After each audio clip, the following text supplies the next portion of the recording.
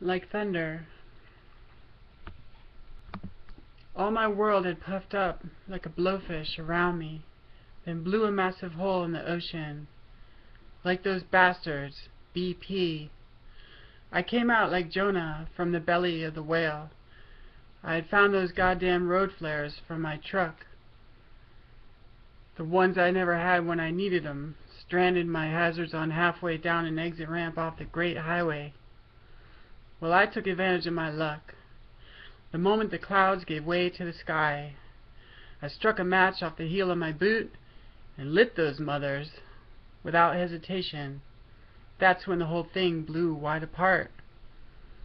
Pretty close to the time the world was supposed to end again. The impact left ink trails falling all around you and me, poisoning my ecosystem and yours too for a little while, until the great ocean diluted and detoxified and cleaned up my mess, so life could go on again, uninterrupted. I'm sorry. I can tell you I'm sorry today, and I mean it. I thought about it for a long while. Days upon days, actually. There was hardly nothing to do.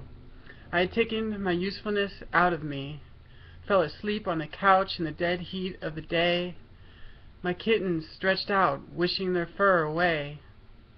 The television was on, the television was off. My hold on reality was tenuous. I lost a cat out there, just like I lost one a decade earlier. I lost a lot more, backsliding and sliding.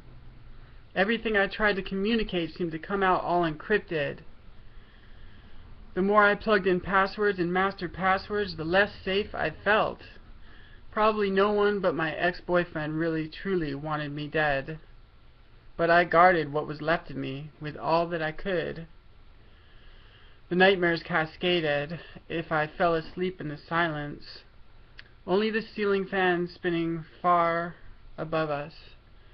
The Tibetan bell I hung off the light fixture was ringing ever so softly beside me and my broken ankle bracelet. When I could breathe again, when I could read again, when I could look you in the eyes again, that's when I noticed.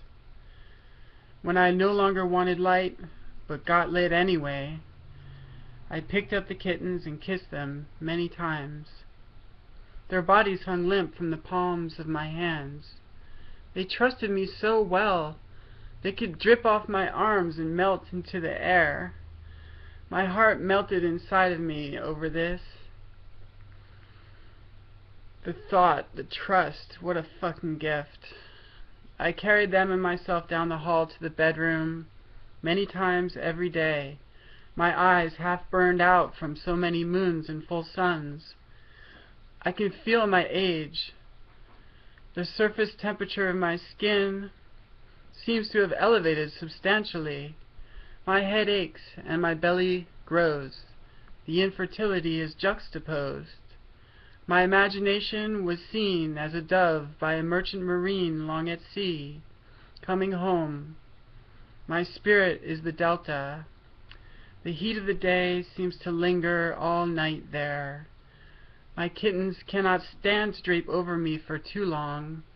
They want to, but my body, their fur, well, it's all much too warm. All my world had puffed up, you see, an inflammation of my soul. And this wasn't going to let up so easy this time. Not this time. I had done a lot of damage now. I had painted over the woodwork.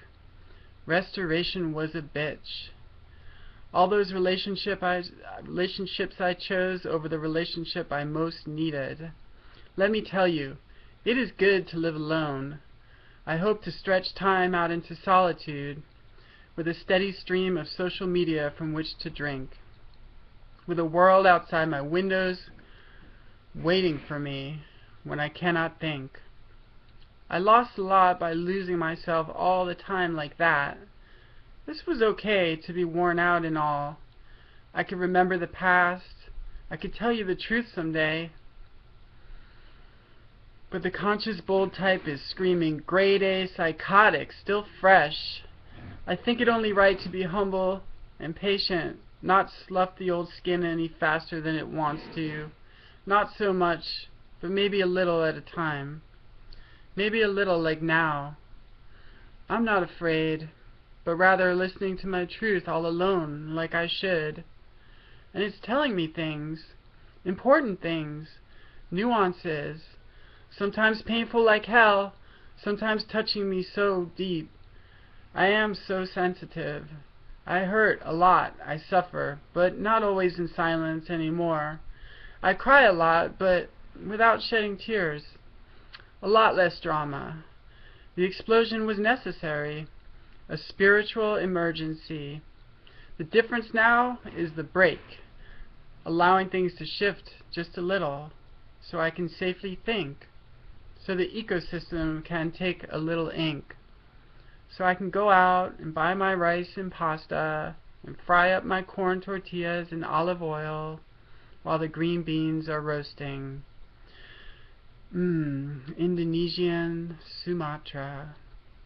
My life is a blessing. Any way that it goes, my choices fall in succession in rows after rows. The holy temple of my spirit was always with me and protected. This was my saving grace. She almost got ground out with my Newports under my heels. I often tried to extinguish her. But I have so much to offer, like they say. I could open a fucking restaurant and offer all day. Anyway, the moon, she's waxing, and the darkness fills around her. I can see it, feel it, know it, be it. The substance, the system, the whole damn thing rides on spoke-balanced wheels. I roll them 12 miles as I get to know myself again. I roll those wheels and the flame delivers like magic between my forefinger and thumb. My sweet kittens, 4 brown eyes, 2 on either side, watching in wonder. In wonder. My verse drops my spirit like thunder, like thunder.